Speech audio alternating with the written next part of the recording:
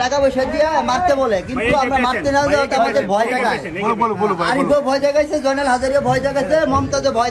লোহার শিকের আড়ালে হঠাৎই ফিস ফিস শব্দ, আর সেখানেই ফাঁস হয়ে গেল সাংবাদিক তুহিন হত্যার চাঞ্চল্যকর সত্য।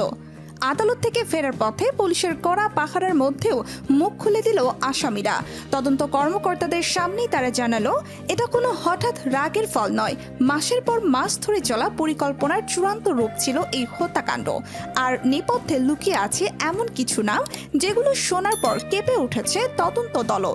গাজীপুরে প্রকাশ্য সাংবাদিক মোহাম্মদ আসাদুজ্জামান তুহিন হত্যাকাণ্ডে জড়িত থাকার কথা স্বীকার করেছে গ্রেফতার হওয়া প্রধান আসামি স্বাধীন।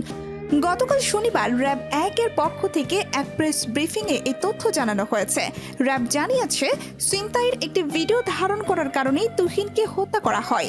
র্যাব ১-এর company commander SP K M A Mamun Khan Chishti জানান, ঘটনার সঙ্গে সরাসরি জড়িত ছিল স্বাধীন। প্রাথমিক জিজ্ঞাসাবাদে সে হত্যার দায় স্বীকার করেছে। তবে তুহিন ছিনতাইয়ের একটি ঘটনার ভিডিও করছিলেন, যা দেখে ফেলায় হামলাকারীরা তার ওপর চড়াও হয়।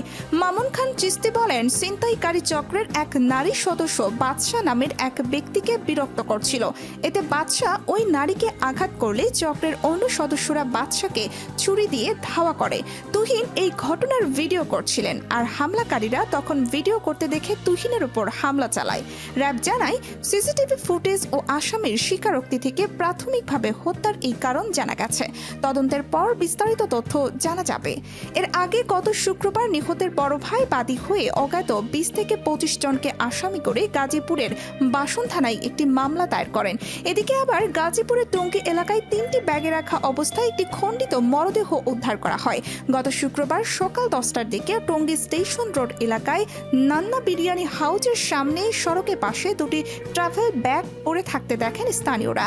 ব্যাগ থেকে দুর্গন্ধ ছড়িয়ে পড়লে তারা থানায় খবর দেন। খবর পেয়ে টঙ্গী পূর্ব থানা পুলিশ ঘটনাস্থলে পৌঁছে ব্যাগের ভেতরে থাকা কালো পলিথিনে মোড়ানো লাশের কয়েকটি খণ্ড উদ্ধার করে। সেই সময় তার মাথা পাওয়া যায়নি। তবে ট্রাভেল ব্যাগে অজ্ঞাত যুবকের খণ্ডিত মরদেহ পাওয়ার ঘটনাটি স্থানীয়দের মধ্যে চরম আতঙ্কের সৃষ্টি করেছে। অজ্ঞাত যুবকের খণ্ডিত মরদেহ উদ্ধারের পর পরিচয় নিশ্চিত করেছে পুলিশ। মরদেহটি নরসিংদী সদর থানা এলাকার সুরজ মিয়ার ছেলে অলি মিয়ার। তার বয়স ৩৬ বছর।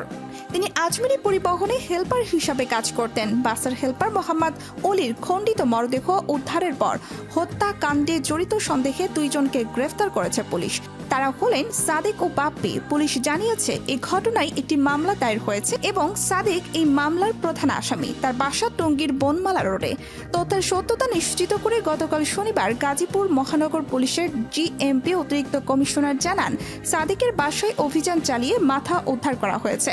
এলাকাবাসীর ধারণা, রাতের কোনো এক সময় স্টেশন সড়ক এলাকায় লাইটিং ব্যবস্থা দুর্বল থাকায় অপরাধীরা সহজে এ কাজ করে পালিয়ে যেতে পারে। কারা সেই অন্ধকার নেপথ্যের কুশীলব?